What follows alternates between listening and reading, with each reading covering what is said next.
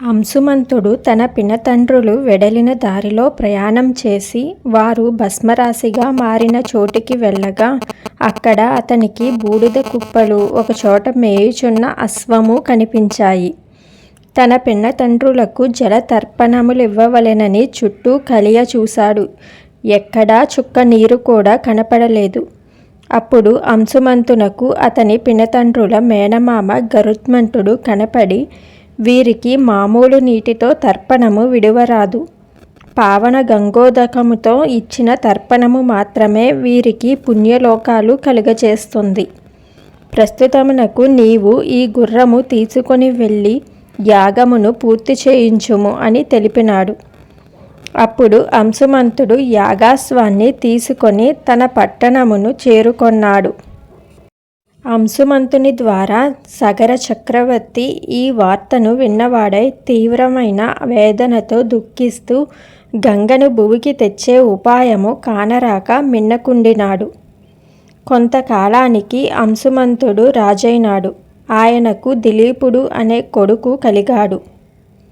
దిలీపుడు కూడా గంగను తెచ్చే మార్గము కనుగొనలేకపోయాడు.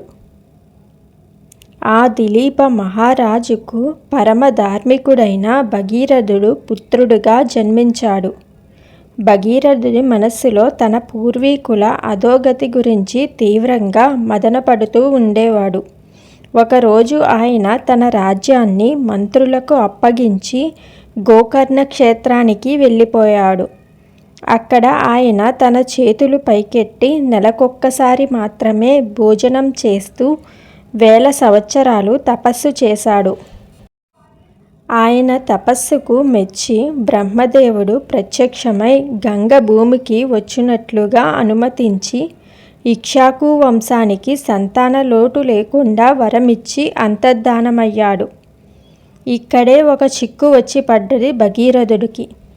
తీవ్రమైన వేగంతో గంగ భూమి మీదకి దూకినప్పుడు ఆమెను భరించే సమర్థత ఒక్క పరమశివుడికి మాత్రమే ఉన్నది.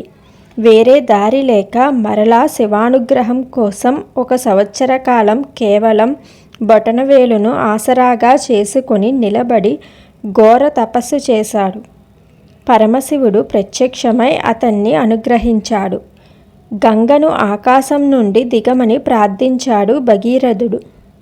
అహంకారంతో శివుడు ఎట్లా తట్టుకుంటాడో చూద్దామని ఒక ఉదుటున వేగంగా భూపతనం చెందింది గంగ.